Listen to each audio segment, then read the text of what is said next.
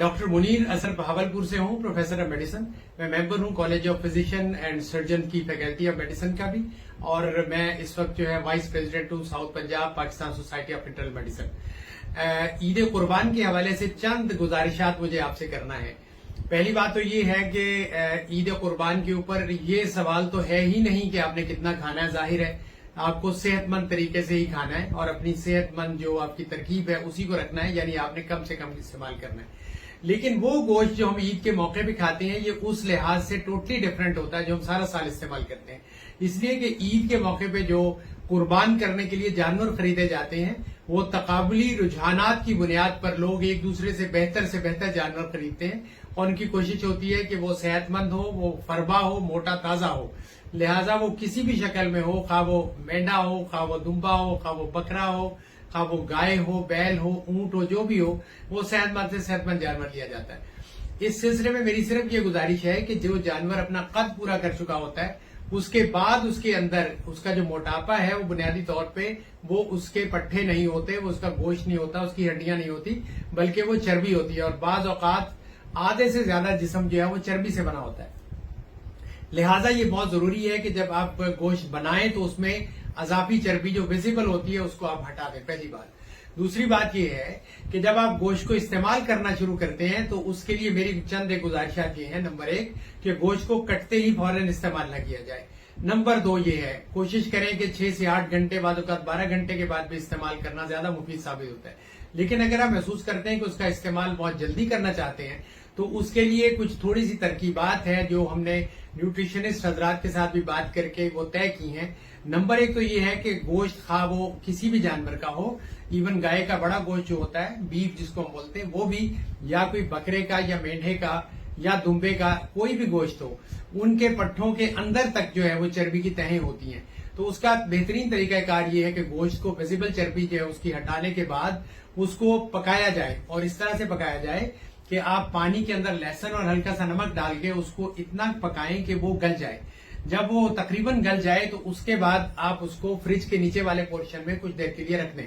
ज्यादा अच्छा यही है कि 4 से 6 घंटे पड़ा रहे, और फिर उसके बाद आपने उसकी ऊपर की तह हटा देनी है। इससे क्या होगा कि वो चर्बी जो आपको नजर भी नहीं आ रही वो कोनों खुदरों से निकल के उसकी सतह के ऊपर आ जाएगी। और इसके अलावा कुछ पेशियाज होते हैं, छींचड़े होते हैं, उनके सब जो अलाइशें लगी होती हैं वो भी सारी की सारी ऊपर से उतर जाती हैं। उसके बाद अब ये जो गोश्त है ये सेहतमंद गोश्त बन चुका है। अब ये बहुत ही जरूरी है कि इसको जो इस्तेमाल आप करना चाहते हैं तो कोशिश करें कि एक आध दफा तो प्योर गोश्त खा लें, लेकिन इसके बाद आपके पास 2-3 और तरीके हैं जिसके साथ अगर आप इस्तेमाल करें तो इसके जो नुकसानात है उससे बचा जा सकता है। पहली बात तो ये है कि किसी तरह के भी गोश्त के अंदर अगर लोबिया वगैरह काले चने डाल लिए जाएं या कोई सब्जियात डाल ली जाएं तो इसका जो टॉक्सिक इफेक्ट है वो बहुत कम हो जाता है। खासतौर पे कार्सिनोजेंस जो होते हैं वो न्यूट्रलाइज हो जाते हैं, तो ये बहुत अच्छी बात है। इसके बाद जो एक अहम चीज है वो ये है कि आप इसको बार बार बिरयानियां बना के और पुलाव बना के इस्तेमाल करने की बजाय कोशिश करें कि व्हाइट बॉइल्ड राइस के साथ ये गोश्त इस्तेमाल करें। तीसरी जो अहम बात है वो है कि इसके साथ हम कुछ ऐसे अज्जा शामिल करें कि हमें रोटी भी ना खानी पड़े। उसके लिए बेस्ट ये है कि आप कुछ सीरियल्स ले लें, जैसे गंदम है या जौ है और चावल है। इसके साथ अगर आप दालें मिला लेंगे तो उसको हम हलीम कहते हैं, यानी दलीम बन जाएगा। और दूसरी सूरत में अगर आप गंदम ज्यादा इस्तेमाल करते हैं और दालें इस्तेमाल नहीं करते तो उस सूरत में उसको हरीसे की शक्ल दी जा सकती है। यही गोश्त इसको कूट के और उसको उसमें शामिल कर दिया जाए तो उसका एक बोल आप बेशक एक वक्त में खा लें तो उसका ये नतीजा निकलेगा कि आपका ये हेल्दी मीट हो जाएगा। अब अगला सवाल ये है कि किस इंसान को कितना गोश्त खाना चाहिए। तो जो हेल्दी हैबिट्स हैं उसके अंदर ये है कि हमें 100 ग्राम से ज्यादा तजावज ना करना चाहिए, बल्कि ज्यादा से ज्यादा 150 ग्राम इससे ज्यादा हम गोश्त ना खाएं। पहली बात तो ये है। दूसरी बात ये है कि खास तौर पे वो मरीज जिनको ब्लड प्रेशर है, जिनके अंदर ये प्रॉब्लम है, जैसे हार्ट की प्रॉब्लम आ रहे हैं, या जिनको खुदा न खास्ता कोई गुर्दे का मसला है, जिगर की तकलीफ है, या जिनके अंदर हाइपरलिपिडीमियाज है, जैसे उनके अंदर फैट की मिकदार ज्यादा है ब्लड के अंदर, या जिनके अंदर बुरा कोलेस्ट्रॉल जो है उसकी मिकदार बहुत ज्यादा है, या ऐसे लोग जिनका यूरिक एसिड बहुत हाई है, ऐसे तमाम अफराद जो हैं उनको इंतहाई एहतियात के साथ गोश्त का इस्तेमाल करना चाहिए। और आखिरी बात बड़ी अहम है, वो ये है कि गोश्त को कोशिश करें 3 से 4 दिन से ज्यादा अपने फ्रीजर में ना रखें, اس کی وجہ یہ ہے کہ آج کل ویسے بھی کووڈ-19 کا دور ہے اور جو بہت ساری اور قسموں کے وائرسز ہوتے ہیں وہ تمام کے تمام فروزن مٹیریل کے اندر فریز ہو جاتے ہیں اور جب وہ اسے ڈی فروسٹ کرتے ہیں کافی عرصے کے بعد تو وہ ایکٹیویٹ ہو جاتے ہیں.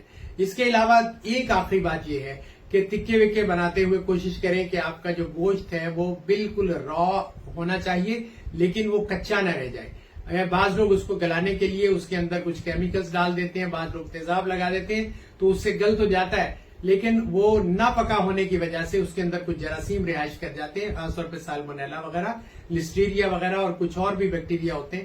لیکن اس کے ساتھ کچھ پیراسائٹس ہیں جن کے مختلف لارول فارم بھی اس کے اندر موجود ہوتی ہیں تو یہ چیزیں نقصان دے سکتی ہیں. تو میرا اپنا خیال یہ ہے کہ ہمیں عید الاضحیٰ کے موقع کے اوپر خوشی کا اظہار کے ساتھ ساتھ صحت مندانہ اپنے جو چیزیں ہیں ان کا رواج ڈالنا چاہیے, اپنے پیاروں کے ساتھ, اپنے گھر والوں کے ساتھ اور اپنے عزیز و اقربا اور اپنے جاننے والوں کے ساتھ اس طرح کی باتیں شیئر کریں تاکہ مستحقین جو ہیں ان تک گوشت پہنچ سکے. اور میرا اپنا خیال یہ ہے کہ اللہ تعالیٰ کی توفیق کے ساتھ میجورٹی ہم میں سے جو ہے وہ سارا سال گوشت کھاتی ہے اور بہت سے لوگ ایسے اسٹریٹا کے اندر موجود ہیں سوسائٹی کے اندر جو بیچارے صرف عید الاضحیٰ کا انتظار کرتے ہیں. تو کوشش یہ کی جائے کہ زیادہ سے زیادہ لوگوں میں یہ گوشت تقسیم کر دیا جائے اور جو خود استعمال کیا جائے اس کو آسان طریقے سے جو ترکیبات میں نے بنائی اس کو صحت مندانہ طریقہ بنا کے اور پھر استعمال کیا جائے.